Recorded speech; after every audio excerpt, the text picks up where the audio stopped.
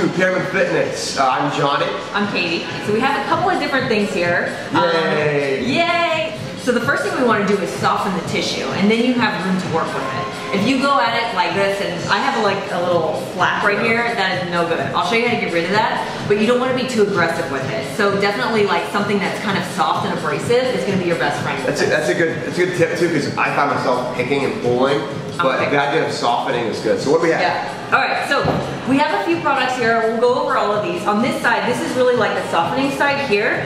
These are very basic products. Number one, almost everybody has Epsom salts at home.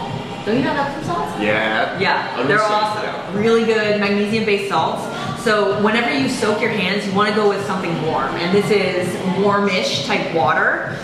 We're going to just use this as an example today, but you would want to soak, or like when you get out of the shower, maybe like 10 minutes. Your hand should be wet for like 10 minutes. And how much Epsom salt? Like, is there too much? No, not really. Yeah. Not for this. I mean, you're only doing 10 minutes, so it's not really gonna. So get a bowl, warm water, Epsom salt, submerge. Dip your hands in there. That should be fun. And you soften your nails, so you clip your nails out. Anyways, okay. Exactly. So soaking, Epsom salt, exactly. and with the lemon. Okay, so the lemon, actually, you can cut the lemon, and when your hands are good and soaked, you can just kind of rub them on there. Apple cider vinegar is going to work the exact same way. This will just help kind of break those proteins up a little bit more that are creating that hardness in your hand. That's awesome. Right. So soak, and then you can after the soak also add the lemon rubbing on there. And or apple cider vinegar. Or apple cider vinegar, awesome. And so now we've softened them, then what? Yeah.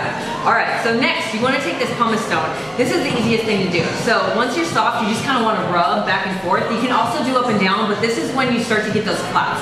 So you just want to make sure that the roughness of this volcanic rock doesn't get stuck underneath there and like pull the whole thing off. So side to side is definitely a better way to go. So kind of going perpendicular-esque or whatever, so side to side. Okay, gotcha. Yeah. And then with you, let me see your hand, because Johnny has some good calluses built up here.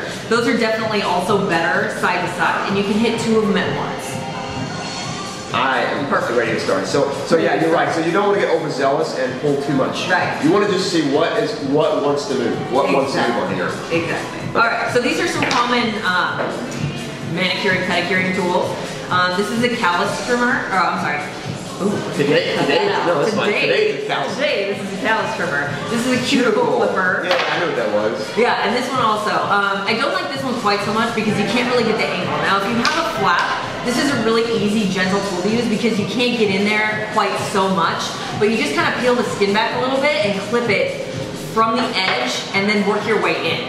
You definitely don't want to go too much. So edge to end. Edge to end. Okay. There's also shavers that you can use. I do not recommend that only because they're really sharp and you can really like gouge your hand out, and then no more kettlebell work for like 2 months. You can't reverse if you can't go back. You can't go back. Yeah, you gotta take minimal and then work forward. Perfect. All right, so once you're smooth, we have some products over here.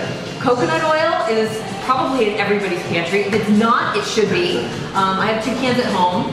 This one I use to, body maintenance, whatever. The other one is for cooking. So you can either buy one and like split them in half, keep one in your bathroom if you want.